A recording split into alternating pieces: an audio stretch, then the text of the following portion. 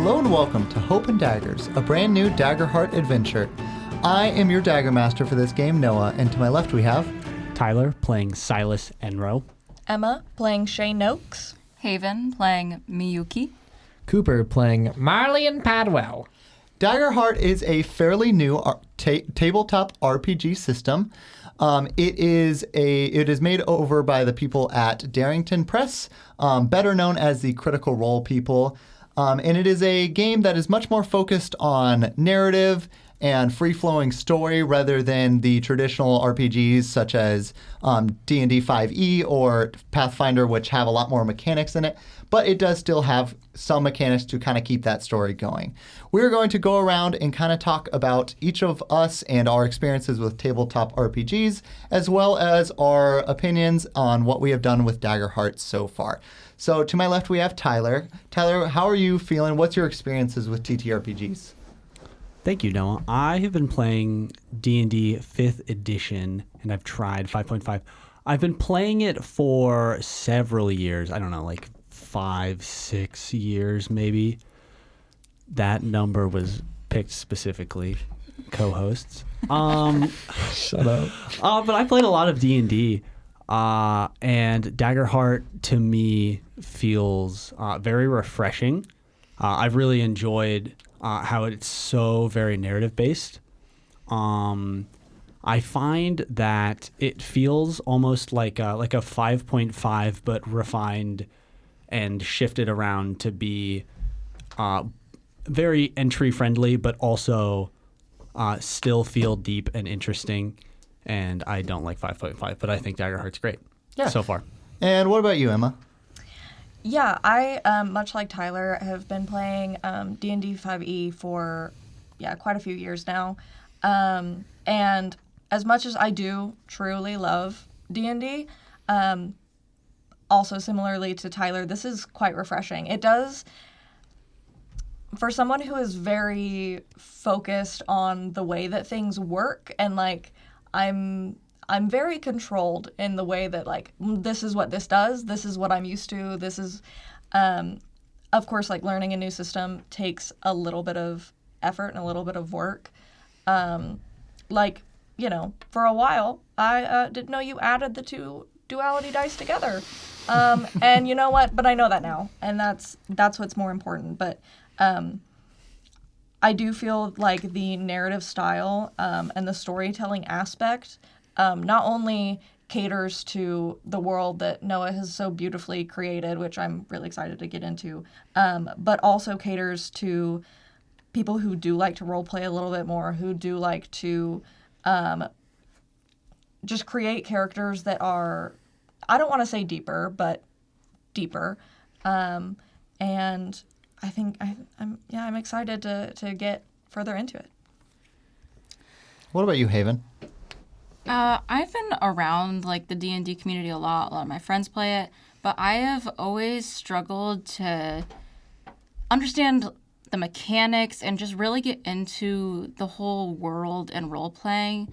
And that's why I love Daggerheart so much more, especially like with D&D, the fact that you have to like rotate around the circle taking turns, and that puts a lot of anxiety on you to know exactly what you're doing on your turn. And if someone the turn before you does something that you were maybe going to do, that kind of puts a spotlight on you when you're not prepared. And that's why I like Daggerheart, because if you just want to sit and maybe assess the situation some more, you don't need to jump in right away, and you can let someone else take the lead, and how you can do multiple things on your turn, and it's not so rigid. I really like the flow of being able to jump in one after another and play at your own pace and really get the understanding of it. So it's just been a great experience. I've always wanted to be able to get into the more role-playing and D&D and stuff, and this has made it really possible, and I really love it so far. And how about you, Cooper? Okay, I've been playing D&D for so many years. I actually don't even know when I first started. I think it was like all the way in high school, so probably like 6 years ago for me.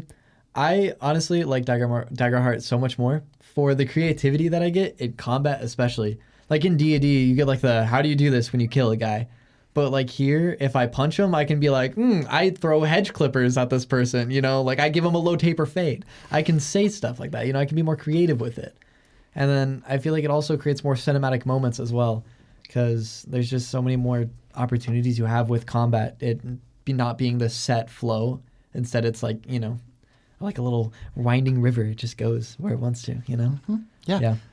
Absolutely. And then I'll kind of talk about it as from a Dagger Master or a GM perspective. I have DM'd 5e for quite a long time, as well as played it a lot. I have only ever Dagger Mastered for Daggerheart. I've never been a player.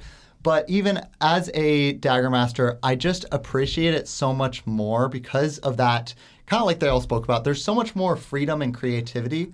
One of the things that's really, really big in Daggerheart's all over the core rules, if you read it, is so much of that like creativity is on the players. They're driving it. In all the other TTRPGs I've played, it's typically like the players do something, the DM describes what happens. While in this, it's really recommended like the players do something and then all set like a boundary, but then they get to describe how they do it. So if they roll, let's say a hit with fear, I might say, all right, you hit him, but something's going to kind of go wrong. Something doesn't quite work as well as you would hope, but you still get that hit. And then I pass that on and I say, what happened? How did this happen? Why are you happy that you hit, but you didn't quite get where you wanted? You didn't get everything you wanted. So as a DM or as a Dagger Master, as a GM, it at first is really daunting, but the more you get into it, the more it actually takes pressure off of you, and I really appreciate that as a GM. So moving on, this was kind of introducing the game. This is a great place to start. Everything else we have is going to be kind of about like the world and stuff like that. If you are someone that just wants to listen to the podcast and learn about the world with the characters, that's awesome. I would say go ahead and hit the pause button right now and go ahead and start listening to the actual play podcast, that episode 1, or if it hasn't come out yet, just save this podcast and be ready. But now moving on, this game is set in the world of Cordelian.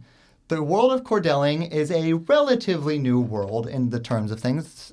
It's 784 years old, and it was created by the Council of Goddesses. The Council of Goddesses were 6 goddesses, and they all represent different things. We're kind of going to go into a little bit of questions and talk about that, but first let's do some more history. The biggest event that you'll hear a lot about in this podcast was called the Great War. So it was 38 years ago from when this podcast begins. There was a war where a creature, a person known as Twilight, nobody knows too much about him, but a person known as Twilight became obsessed with necromancy. He became so powerful that he started using his necromancy to slaughter different people. It was effectively a genocide. And what he did was then he would revive those people and make them like his own creatures that would do his bidding for him. After that, he eventually found that these people, being necromancers, they didn't last very long. They were effectively zombies, so they would rot really quickly. They weren't too powerful. And he started using clanks. Clanks are these robot-like creatures. And he would begin to put the souls of these people that he was necromancing into these clanks, into these warbots. And I won't get into too much about kind of how it ended, but that is such an important event in this world that all of the characters know about that I wanted to make sure everyone listening kind of had that chance to learn about. Like I said, that was 38 years ago. There's been a lot of recovery, a lot of change since then. And that is where we find all of our people. So I'm going to kind of give the chance for each person to just describe a little bit about their character, a little bit about their background. You don't need to spoil anything that you don't want known yet, but just a little bit about yourself. So Tyler, go on and tell us. Yeah, so Silas is, he's a noble. He has spent basically his whole life in the capital city, which the name is... Hatherley. Hatherley. It is escaping me now, but it is Hatherley. He spent a large portion of his time in Hatherley. And recently, there has been a bit of a snafu between him and his family, and he has been sent out into the world to sort of find his way. Silas is an interesting character to me because I've taken a lot of inspirations from a couple of different places, Witchat Atelier particularly with how his magic functions. Beauregard from the Mighty Nine, Critical Role, has been a very large inspiration for me. He plays very differently than a lot of my other characters. He's a bit of a burnout. He's a bit of a loser. And I'm very excited for him to grow with the party and sort of find his way in this world and have some shenanigans happen due to some things that you will learn in the main show.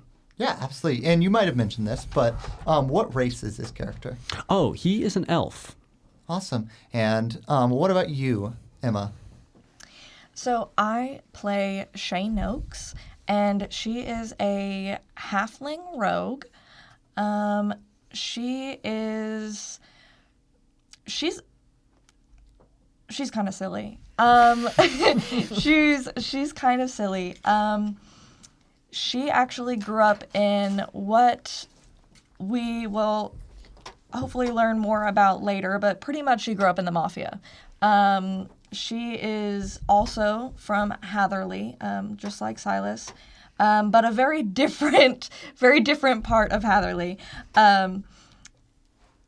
She's not very good with people, and she doesn't say much. So all that being said, she likes to stay, much like rogues do, kind of in the back, in the dark. But otherwise, there's a lot to her that I'm really excited to get to work with. But I am also very much enjoying being the not many worded straight man to the fools among us. So. What about you, Haven? My character's name is Miyuki, and she is a Qatari. For those of you who don't know, it's kind of like a cat-human hybrid, I guess. And my character is snow leopard based, so my character's from the Silverbringer Mountains, lives up in the mountain range alone, and I took a lot of inspiration for my character from like actual snow leopards. And as someone who hasn't really played much like role-playing games, I'm having a lot of fun getting to build a backstory and build who my character is. And I'm really excited for people to see like more of my character as like their past unfolds. Mm-hmm. And finally, what about you, Cooper? Okay, so Marlian, he is a funny little ribbit, which is kind of what it sounds like. It's a frog. Contrary to autocorrect, it is not a rabbit. It is a frog. It really wants it to be rabbit. It really really wants it to bad. be rabbit.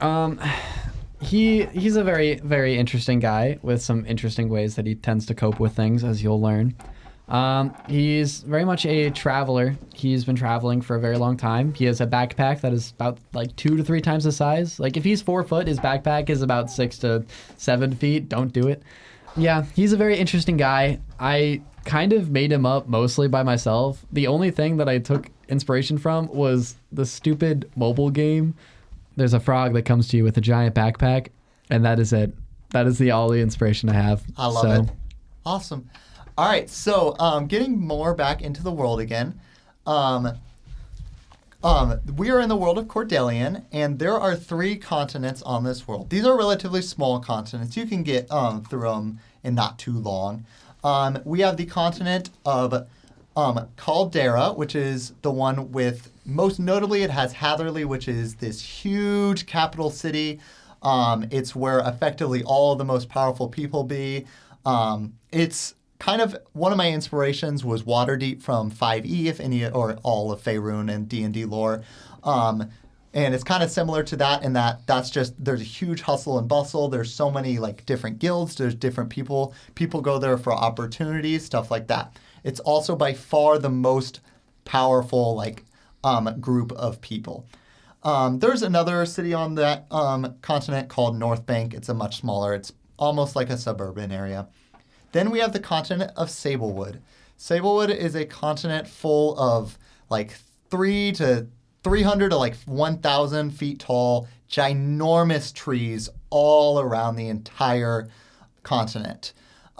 If you've played a little bit of Daggerheart, you might recognize the name Sablewood. That is because I took a lot of inspiration from actually the starter mission for Sablewood, or for Daggerheart. And in Sablewood, there are all of these creatures, and it's very unique because different animals can mix with other animals. So you could see something as simple as a cat dog, or an eeligator, which is an eel and an alligator. It's awesome. It jumps out at you and shocks you. It's really cool. But all those things are really possible on Sablewood. That's what makes it so special, is all the magic that is in there. And then there's where we're starting, Norgard. Norgard is a continent which is home to the village of Hazelcross. Hazelcross is a relatively small village. That is where the players start. It is led by Mayor Alderan Silverly. Although, spoiler alert, it does begin our campaign with the funeral of Alderan Silverly. But notably, the Silverbringer Mountains stretch all the way through the continent and put a real divide. On the one side of the mountains, it's very beautiful. It's grasslands. There's even forests and stuff like that. While on the other side, it's an Arctic. You can literally go to the coast where there's it's iced over, and it's very hard to live there for most ancestries. That is where we are going to end this teaser trailer slash kind of intro prologue. If you have any interest, please follow us on whatever podcast app you use, as well as Hope and Daggers on Twitter and Instagram. We have a social media page there where we'll let you know about any upcoming releases, as well as anything special that we want to do as a group. Thank you so much for listening. I have been your Dagger Master Noah, and to my left we have Tyler playing Silas Enro. Emma playing Shay Noakes. Haven playing Miyuki. And Cooper playing Marlian Padwell. Thank you very much.